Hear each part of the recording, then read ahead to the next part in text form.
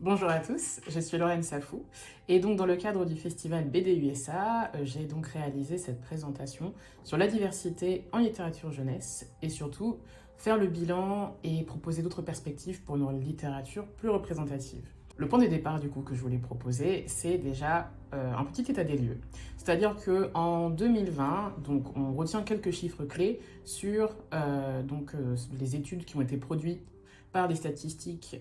donc par la coopérative Children's Book Center, qui en fait, donc dans cette étude, révèle qu'encore en 2020, on remarque majoritairement en littérature jeunesse aux États-Unis 41% d'enfants blancs représentés, 29% d'animaux, 12% d'enfants noirs, 9% d'enfants asiatiques, 6% d'enfants latines et 3% d'enfants ayant un handicap visible ou invisible.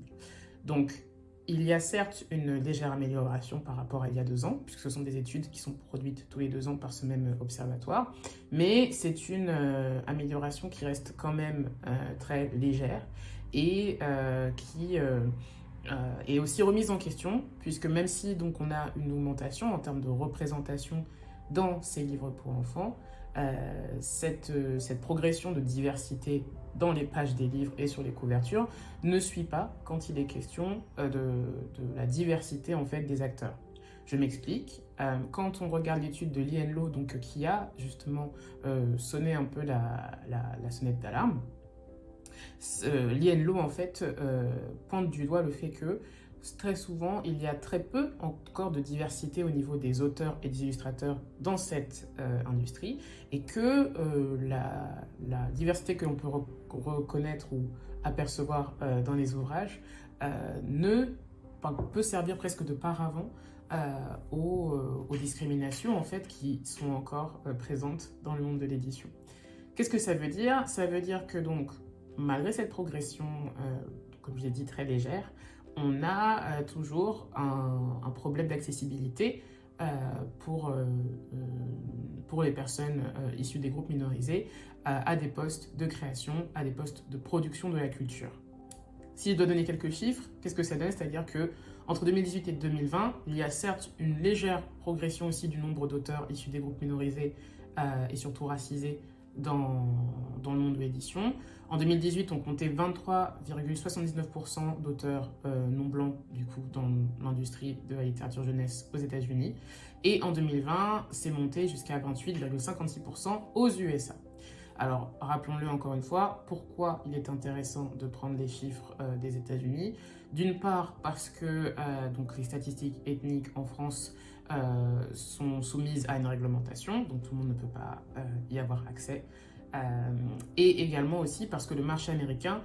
sert aussi pour le marché français d'une sorte de projection des tendances du marché du livre en France. Donc, ce qui se passe aux États-Unis a de très fortes chances de représenter aussi le cas en fait des marchés européens et particulièrement le cas de la France. Donc le manque de représentation que l'on retrouve en littérature jeunesse aux États-Unis est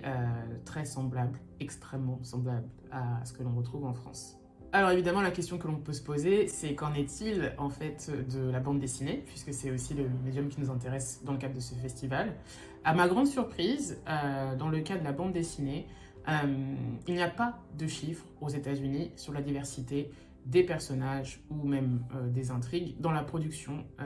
américaine et franco-belge. Ce qui est assez étonnant puisqu'on sait que voilà, les États-Unis sont souvent en avance sur le fait de produire des statistiques sur ces questions-là, mais en bande dessinée, c'est le néant.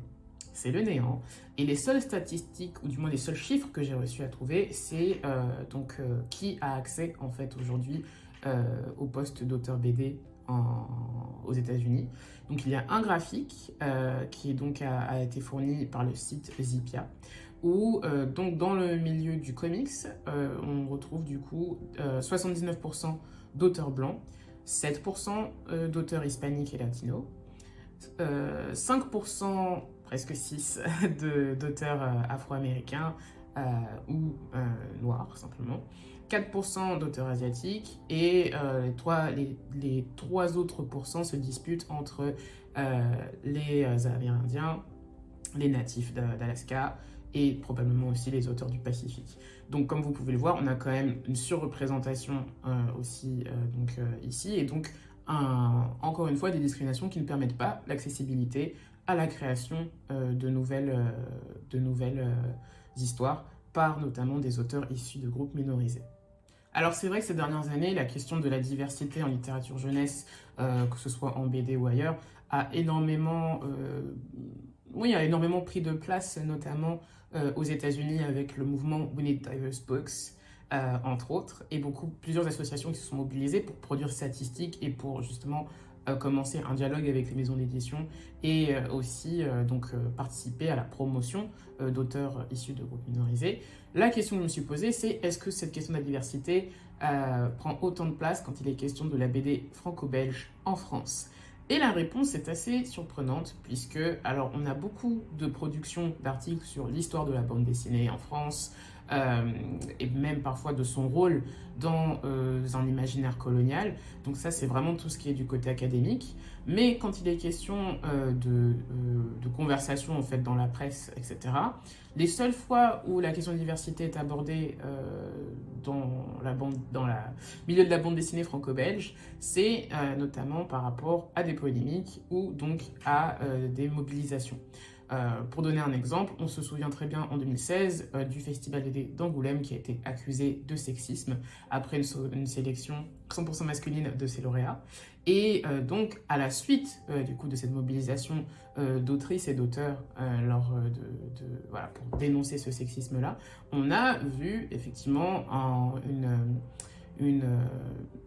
on va dire un changement, ou en tout cas une attention portée à la publication et à la reconnaissance en fait des autrices dans le milieu de la bande dessinée. Il est arrivé aussi la même chose, notamment après le décès de George Floyd, où en fait, donc ce que j'appelle un peu de manière cynique, l'effet sur George Floyd, où en fait, effectivement, après le meurtre de cet homme afro-américain en mai 2020 par les forces de police, on a assisté en fait à une mobilisation internationale sur la nécessité de lutter contre le racisme, de sensibiliser notamment à travers la littérature et particulièrement la littérature jeunesse, les enfants au racisme. Et donc cet élan a permis en fait une sorte de mobilisation à la fois des éditeurs et des lecteurs, et on a vu pour la première fois aux États-Unis dans les New York best-sellers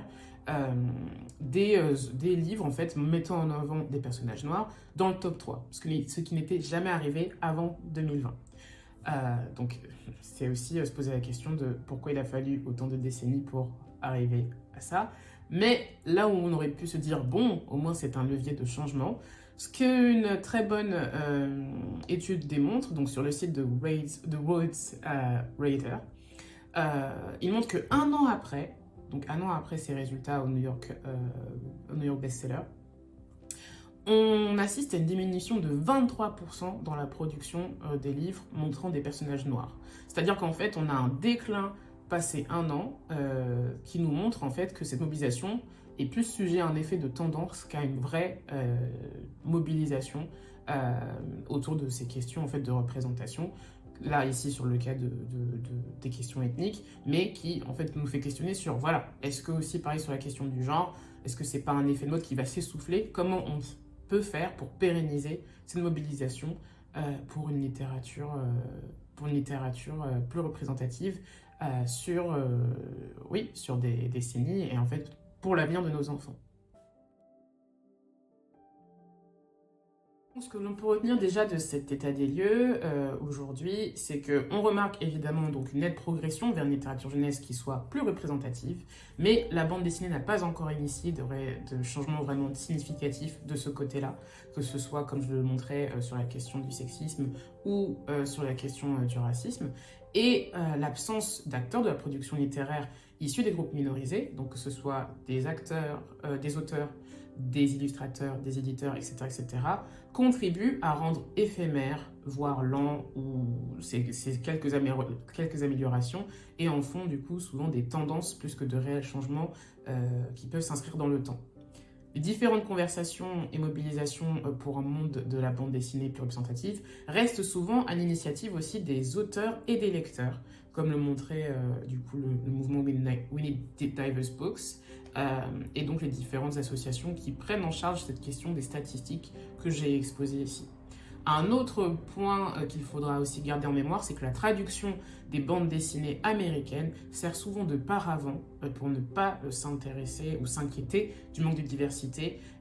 dans le milieu de la bande dessinée franco-belge, et donc freine l'émergence et la publication de nouveaux talents français et francophones. Maintenant qu'on a fait le bilan donc de l'état des lieux, tant sur la littérature jeunesse et sur la bande dessinée,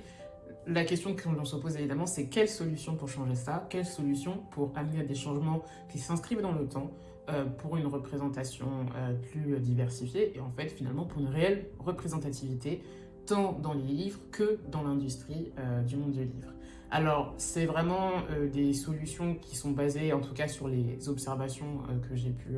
faire au fil de ces années, étant moi-même, du coup, membre de l'association Diversité and Kids, donc basée en région parisienne. Et donc, la première perspective, ou du moins solution qui me semble vraiment fondamentale, c'est faciliter l'accès de nouveaux talents dans le monde de l'édition. Donc, c'est-à-dire une collaboration possible entre des éditeurs qui choisissent du coup de participer à l'émergence de nouvelles voix et de travailler aussi avec des associations qui sont au contact de ce public-là, donc de ces publics minorisés et qui sont à même de travailler dans le cadre d'un partenariat avec des éditeurs. Donc c'est ce qu'on a fait avec l'association Diversité and Kids pour la publication Nos identités, celles qu'on nous impose, celles qu'on cache, qui est donc un recueil de nouvelles de 6 autrices, dont 3 nouvelles autrices qui, donc à l'issue d'un concours et donc d'un appel à nouvelles, ont obtenu du coup leur premier contrat d'édition et donc la possibilité donc de s'inscrire, enfin de s'insérer dans le monde du livre. Car rappelons-le, avoir un premier contrat d'édition, ce n'est pas seulement avoir accès à la publication, c'est aussi pouvoir faire des demandes à des bourses d'aide au CNL, c'est pouvoir candidater à des résidences d'écriture. Donc c'est quand même avoir accès en fait à des leviers qui permettent de professionnaliser une carrière d'auteur sur le long terme. Le second cas que je trouve très intéressant, c'est notamment en fait d'aller chercher donc des auteurs autopubliés qui aujourd'hui ont prouvé par leurs livres qu'ils ont réussi à rassembler un public. Je pense notamment donc au manga The Last Kamit, donc de Dwayne Uno et Michael Dambi, et également aussi à Mulatako, qui est donc une bande dessinée produite par Randy Boussy et Karine Bahanang, qui sont des publications auto-éditées de grande qualité, qui ont su en fait créer un lectorat en fait autour de leur création et dont l'accès en fait à l'édition traditionnelle permettrait une meilleure distribution et diffusion, et donc aussi qui pourrait permettre de participer à une diversité du catalogue littéraire que l'on connaît aujourd'hui. Une troisième perspective qui est déjà portée par certains éditeurs aujourd'hui, c'est le fait de prospecter en fait sur les plateformes telles que Wattpad ou Webtoon pour dénicher de nouveaux talents. Donc je pensais notamment à La France Grise, qui est donc une BD produite par Elka Imani et qui est donc dans un milieu SF qui donc se place en banlieue parisienne et qui qui traite de plusieurs débats de société avec des personnages complètement diversifiés et assez inédits. Donc c'est aussi développer une curiosité pour aller chercher en fait ces nouveaux talents. Une autre perspective qui est évidemment d'embaucher des éditeurs et des éditrices d'horizons divers et qui soient aussi engagés dans cette idée de lutter pour une littérature plus représentative. Je pense notamment au travail de Delphine Guyenne, qui était donc chez Akata Manga pendant 2 ans, et donc la collection Young Novel, qui était quand même centrée sur des livres anglophone, a quand même permis la publication de 15 titres, donc 15 romans, avec un panel de personnages diversifiés complètement différents, tant sur la question de l'handicap, ou de proposer des personnages de confession musulmane, ou de proposer des personnages des communautés LGBT, ou voilà, une vraie diversité, tant dans les intrigues que dans les auteurs qui portent ces œuvres-là. Et donc, qui a changé quand même tout un catalogue en l'espace de seulement 2 ans. Et donc, qui a aussi, plus largement, permis de voir sur les étals donc des romans jeunesse, du coup, plus représentatifs et plus proches, en fait, de son lectorat. Enfin, une dernière perspective que le festival porte aussi en proposant justement d'aborder en fait ce dialogue avec vous, c'est s'éduquer et se former sur quels sont les récits uniques et les stéréotypes que l'on voit encore trop souvent dans les imaginaires. Donc comment les repérer, comment en fait veiller à ne pas reproduire constamment en fait les mêmes stéréotypes auprès des enfants qui finalement les absorbent et du coup soit sont invisibilisés, soit vont reproduire aussi d'autres violences. Donc il existe des formations pour ça avec des associations, il existe des consultants qui peuvent accompagner et sensibiliser aux discriminations, l'industrie du livre et aussi effectivement toutes les personnes qui décident de vouloir s'informer et de prendre part à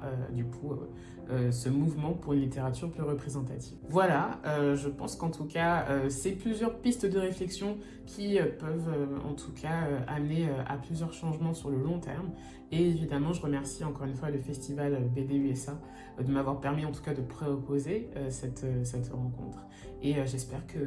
ces différentes solutions vous inspireront aussi dans votre quotidien à peut-être avoir la curiosité de chercher des histoires qu'on ne voit pas assez. Je vous remercie.